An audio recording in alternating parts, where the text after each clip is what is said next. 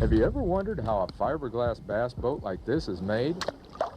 Well, come along as we visit the Ranger Boat Factory in Flippin, Arkansas to watch this fascinating process.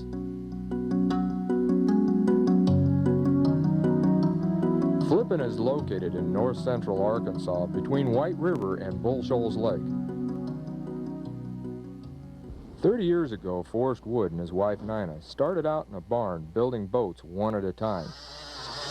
They slowly refined their manufacturing style, and today the 54,000 square foot facility houses 335 employees that work around the clock, producing up to 21 boats per day. Manufacturing one of these fiberglass bass boats is really a complicated process, and that's why I'm going to let Hugh Dewey, who's been with the company since its infancy, walk you through all of this. In building the boat, it does require two molds. It requires a mold like the one we're standing by here. We build the bottom of the boat down inside there. And then we have a mold that we build the top of the boat on. It's like these over here on this line.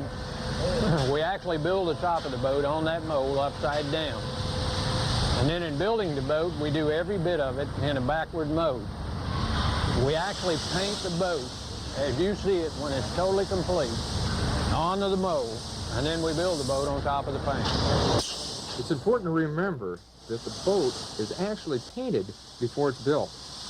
Also, it's manufactured in two halves, a deck and a hull.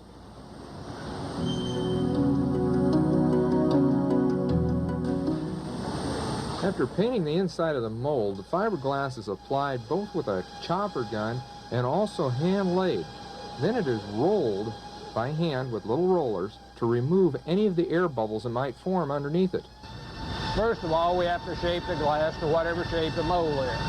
And if you'll notice where it's being sprayed and where they're rolling, it looks like cotton candy. It's totally full of air. And the only way to remove the air is with a roller. Then this mold rides this track, it comes back through the booth, and then we spray it, and then we roll it again. Now when we finish with a second chop of glass and finish rolling it, we have a full 1/4 of an inch of rolled fiberglass. Now bear in mind now that we've done every bit of this on top of the gel coat paint. As this material cures and hardens, through the miracle of chemicals, it creates heat. And during that heating process, this fiberglass will bond to that paint. And then, of course, naturally, as you saw in the picture a while ago, when we pull it off the mold and invert it, we have a nice, shiny, painted boat top. And that's the process that we do on each and every boat that we build. Now we're to the point where the patented fiberglass transom assembly takes place. We put these in the back of the boat immediately after we build the boat. Consequently, the adhesion of the transom, it all cures at the same time the boat does. Consequently, what happens with it, it's exactly like welding. It'll never rot.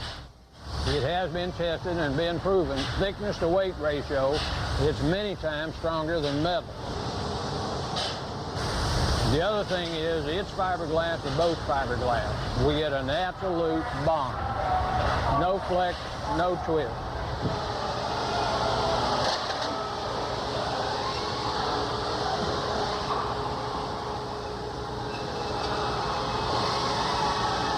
After separating the two halves from their molds, they are assembled together. And then we have to level the top to the bottom.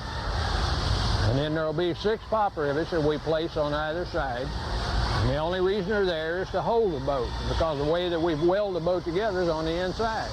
Other important parts of the boat are carpeting, electrical wiring, and plumbing. The boat is now rigged and polished and given its final inspection in their quality control department.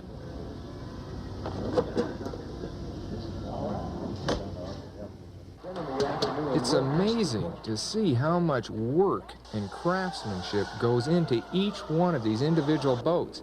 And just think about it, 21 of these are produced per day.